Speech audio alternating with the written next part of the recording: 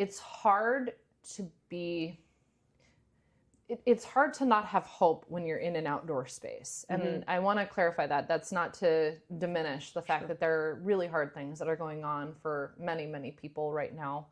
But one of the things that, I think when you think of like the shared experiences that we all have, one of the things that I've witnessed in community growing spaces, and what I mean by that are people that are coming together, they're either working on their own plot or they're working together to grow something, is that there's this intersection of relationship building that suddenly creates a shift in mindset and instead of this very individual, okay, I'm going to go through this and I have to do this all on my own.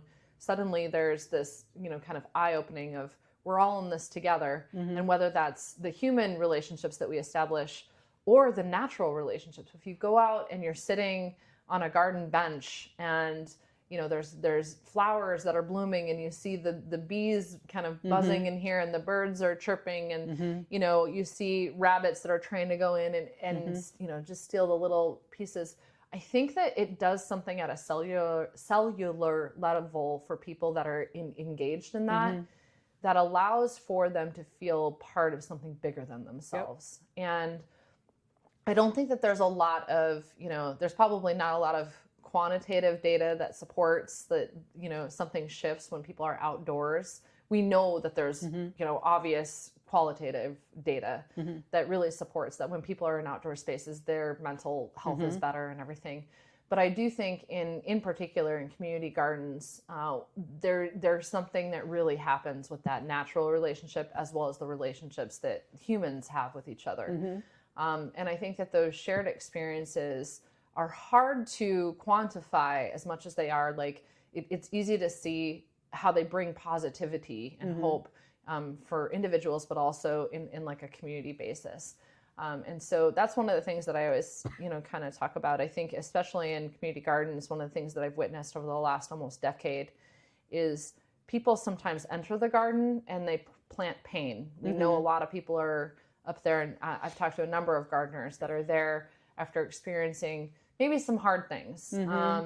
And this is where they go. They talk about it all the time. I come here because I feel solace. I feel at peace.